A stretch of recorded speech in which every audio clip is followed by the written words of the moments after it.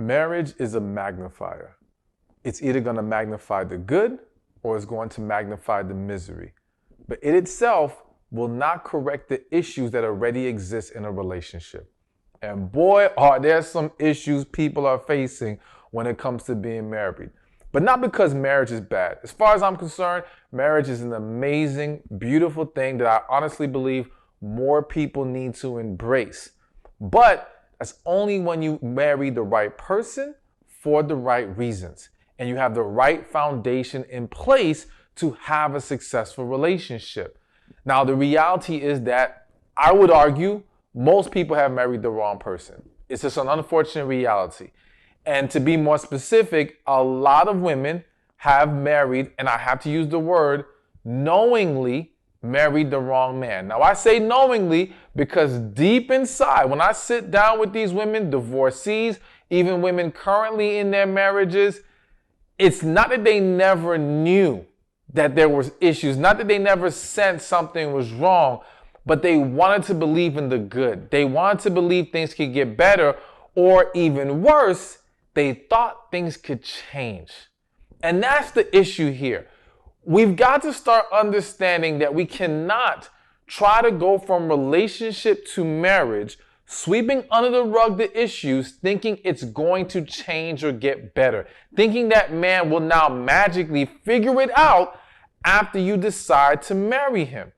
So you've got to start to accept or recognize even better when you're dealing with a man you do not need to marry or hell, even be in a relationship with, but let's make it about marriage. So one of those habits, and before I mention it, be sure to subscribe to my channel and like this video. One of those habits of a man you should not marry is he's complacent. All right. Now, I want to read you the exact definition before I break this down. All right. The definition of complacent is showing smug or uncritical. I really want to highlight that. Uncritical satisfaction with oneself and one's achievements. All right.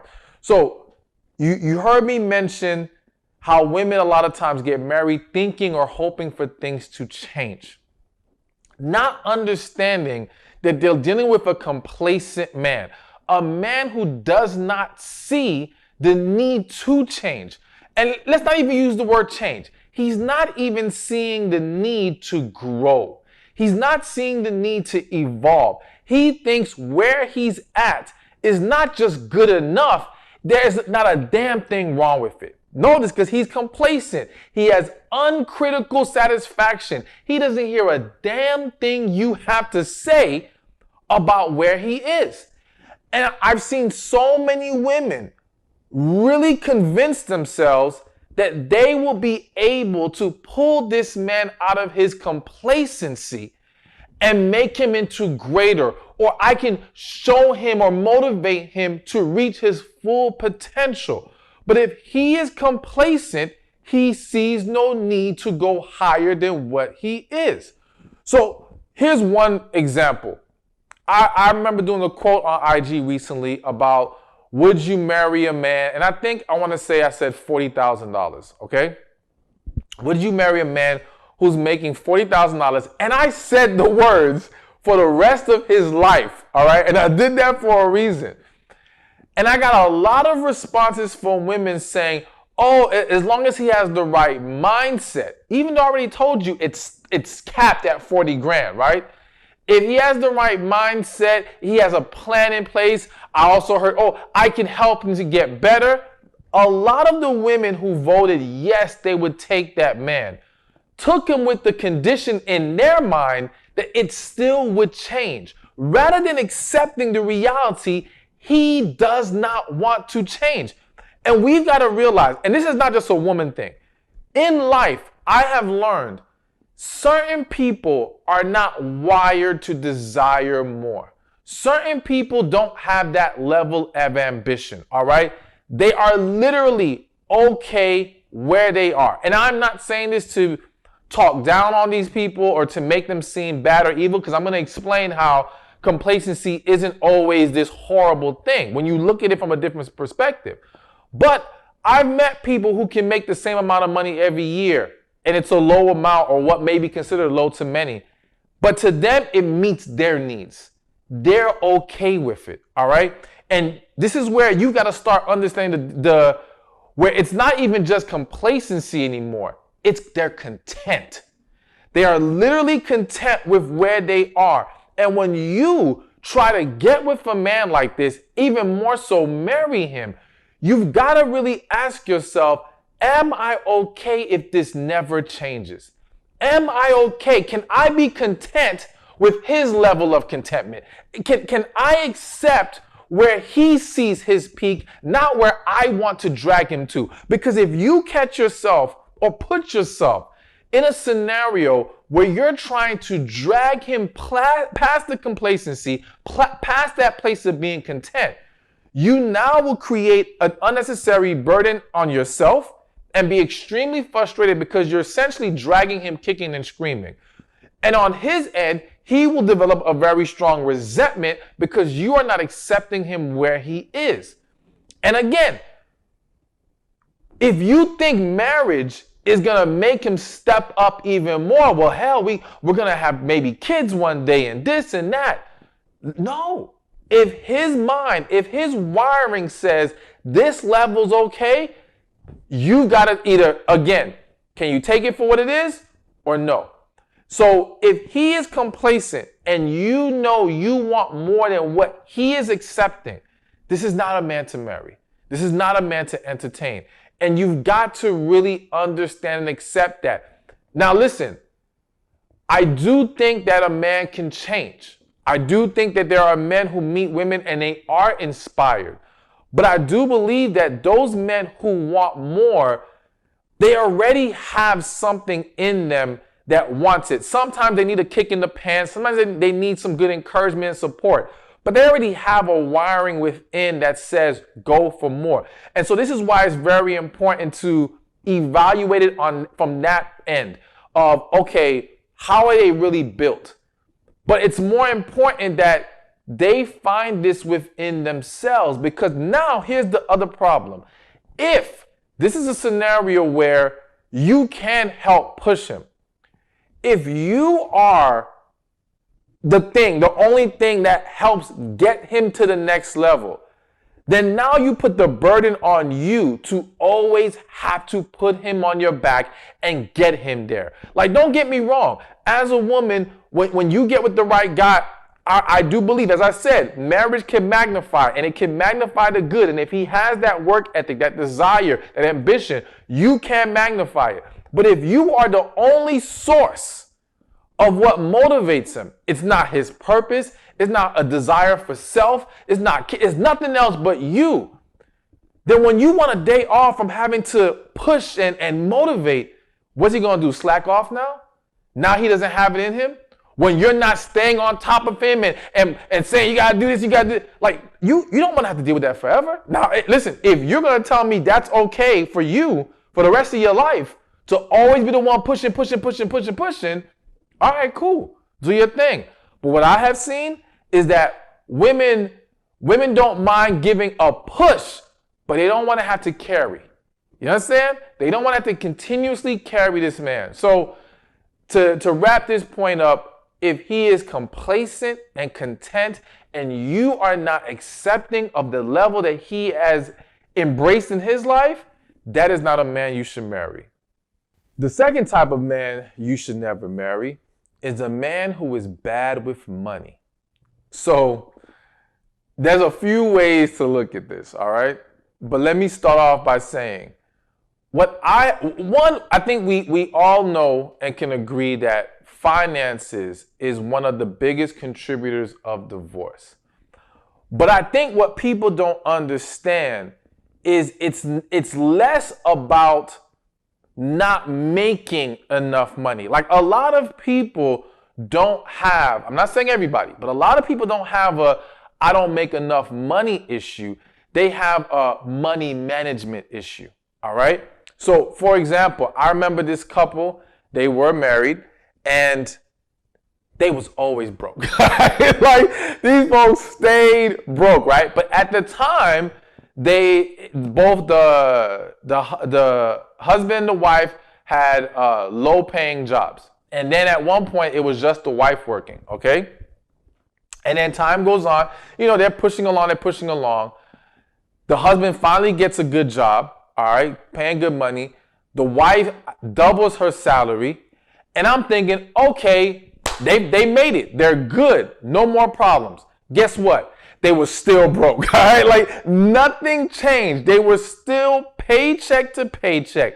Not because random things were happening that sucked up their finances, things that we just can't control. No, they were horrible managers of money, all right? Now, in this situation, it was both of them.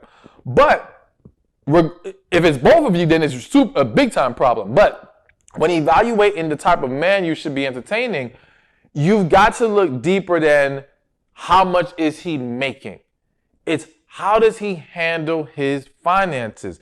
Because a man who has not become a good steward of his money can easily destroy not just his life, but your life with him, all right? Can completely derail everything because he has not become disciplined with his finances. So before I even add to that, let me say this. In addition to, let me finish this point. I'm sorry. So he has to learn how to do that. Now listen, I'm going to throw this caveat in there. Because are there plenty of people who are married where the man is not the greatest with the finances and they're actually doing well in the marriage? That does exist. But in those scenarios, the man has forfeited all power and authority to the wife to handle the finances. If this is an agreed upon structure with you two, all right, to the point where you have enough control that you don't have to worry about his shortcomings in that area, okay, I'm not going to argue that because, again, can that work? Can that be managed if both people are on the same page with that? Yes. Outside of that, though, I would still argue you want to encourage this man if you're dating him, or you want to see that in him first, that he learns to have some basic fundamental discipline when it comes to money. However, again, you can't make it work if he hands over the power to you. But if that's not going to happen, then absolutely his inability to be good with money is a problem. So when you are dating, when you're in a relationship with a man, you've got to go deeper in seeing, does he even have savings? Does he budget at all? And I'm not saying like budget, for example. I'm not going to lie to y'all. I'm very good with my money. Do I have a very set budget? No. So is a budget an end all be all? No, but again, if he does have a budget, that says something. I've yet to meet people who have actual budgets, structured budgets, and aren't managing their money well. Typically, that shows someone who's very conscious and aware of their finances and trying to handle it in a very effective manner. So you want to look at that, savings, budgeting. What else does he have? How does he think ahead when it comes to money? How are his spending habits? Is he able to pay his bills on his own? Or is he constantly asking to borrow money? That's a very important thing. And I say it because there's so many women with men who are always asking you to borrow money. Now listen, I'm not going to lie to y'all. I am not a fan of a woman lending men money. I'm not going to sit there and say that you're wrong if you do, that you're not allowed to if you're in a relationship to do it. I'm just not keen on it, okay? But if it's once in a while, once in a blue moon, things really happen and he just needs help for a moment and he doesn't have a bad track record of any kind when it comes to money, all right, I'm a little more flexible, right?